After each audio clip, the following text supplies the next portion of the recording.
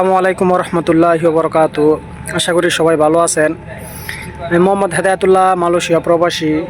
অবশ্যই সবসময় চেষ্টা করি আপনাদেরকে একটু মালয়েশিয়ার কিছু আপডেট, কাজের বিষয় বা যে কোনো তথ্য দেওয়ার চেষ্টা অবশ্যই করি সবসময়।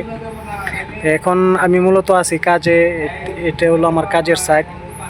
এখন একটু কাজের রেস্ট টাইম আর কি। যারা মালয়েশিয়া কানেকটিশনের কাজ করে তারাই একমাত্র বলতে পারে, মানে আপনার 10টার সময় আধা ঘন্টা রেস্ট টাইম পাওয়া যায়, তাছাড়া 12টায় 1 ঘন্টা রেস্ট টাইম, আবার বিকাল 3টায় আধা ঘন্টা রেস্ট টাইম পাওয়া যায়। তো এখন রেস্ট টাইমে আপনাদের জন্য একটা নিউজ নিয়ে আসলাম। তো অবশ্যই আপনারা ইদানিং দেখতেছেন যে মালয়েশিয়ার প্রধানমন্ত্রী যে আনোয়ার ইব্রাহিম, উনি নাকি বাংলাদেশে সফর করবে। তো অবশ্যই এই সফরটা মালয়েশিয়ার যে প্রধানমন্ত্রী যেই ছিল না কেন, দীর্ঘ অনেক দিন পর বাংলাদেশে একটা সফর হইতে যাচ্ছে।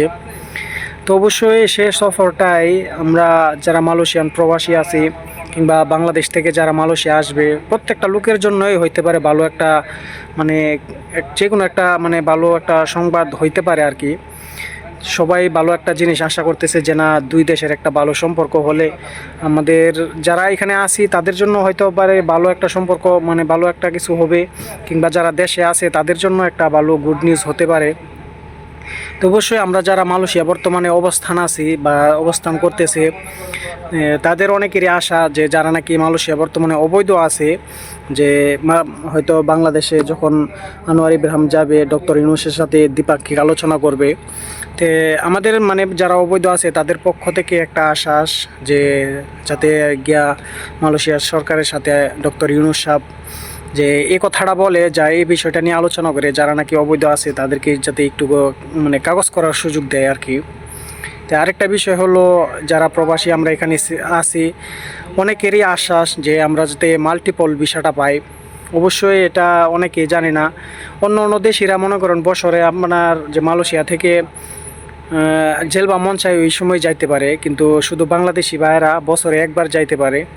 তো অবশ্যই বাংলাদেশি ভাইয়েরা চাইতেছে যে না, আমাদেরকেও এই মাল্টিপল ভিসাটা দিক, যাতে আমরা যে কোনো সমস্যা হলে বছরে একবার কেন দুইবার কেন, হঠাৎ এখন আমার বাড়িতে একটা বড় ধরনের প্রবলেম হয়েছে, যাতে আমি চাইতে পারি যে এই জিনিসটাও নিয়ে অনেকের প্রবাসীর যে চিন্তাধারা যে না, এই বিষয়টা নিয়ে একটু আলোচনা করো।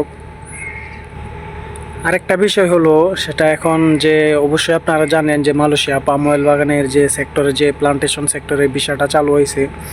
অবশ্যই এটা নিয়েও একটু আলোচনা হইলেও হইতে পারে, যে টাকার বিষয় নির্ধারণ কিংবা যাতে কম টাকা দিয়ে আসতে পারে, যাতে এর মাঝে কোনো সিন্ডিকেট না থাকে।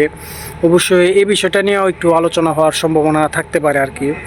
অবশ্যই মোট কথা মানে যে কোনো মানে মালয়েশিয়ার যত বাংলাদেশ থেকে যত শ্রমিক আসবে প্রত্যেকটা বিষয় হইতে পারে, একটু আলোচনা হইতে পারে। অবশ্যই এই বিষয়টা আমাদের বাংলাদেশি ভাইদের জন্য অনেকটাই ভালো, বা যে কোনো একটা ভালো জিনিস হইতে যাইতেছে। তো অবশ্যই আমরা সবাই আশাবাদী যে না, আমাদের জন্য একটা ভালো কিছু হোক।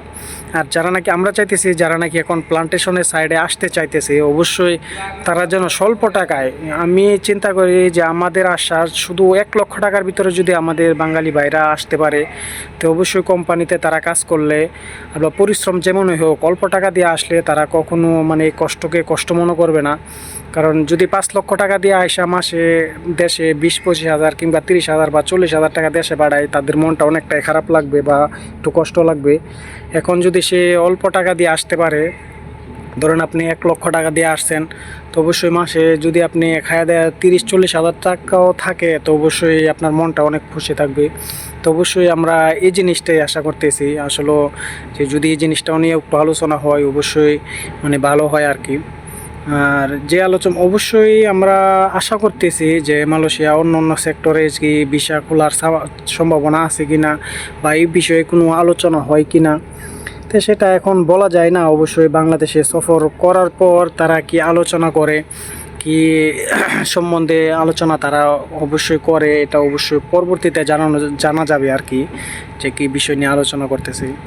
আর অবশ্যই যারা প্লান্টেশনের সাইডে আসার চেষ্টা করতেছেন করবেন, বা আসার নিয়ত হয়ে যে না আমি অবশ্যই যাব, ভালো একটা এজেন্সি খুঁজতেছি, ভালো একটা দালাল খুঁজতেছি, বা ভালো একটা কোম্পানি খুঁজতেছি, অবশ্যই আপনারা যাচাই করেন, ভালো একটা এজেন্সিতে যান, যা দেখেন পাসপোর্ট জমা দিয়া বা কত টাকা লাগে। অবশ্যই শুধু একটাতে একজন বললো যে ক্যাম্পাসিতে গিয়া যোগাযোগ করে দিয়ে দিলেন, এমনটা করেন না। অবশ্যই আপনারা যাচাই করেন, আপনাদের হাতে সুযোগ আছে,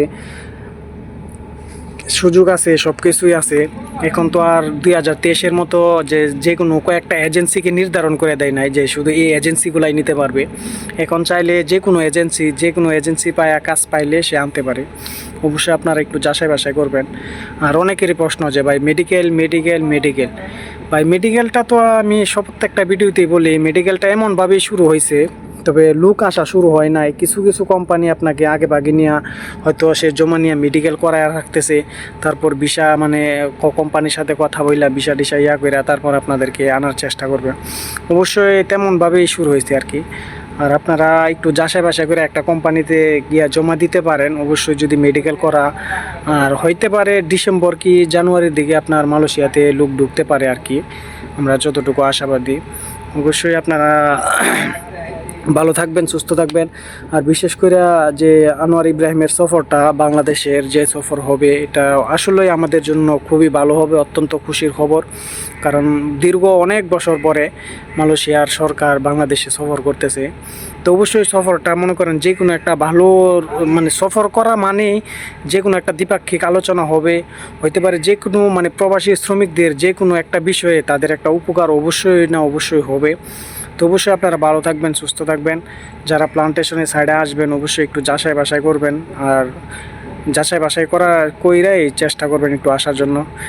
আসসালামু আলাইকুম রহমতুল্লাহি ওয়া বারাকাতুহু।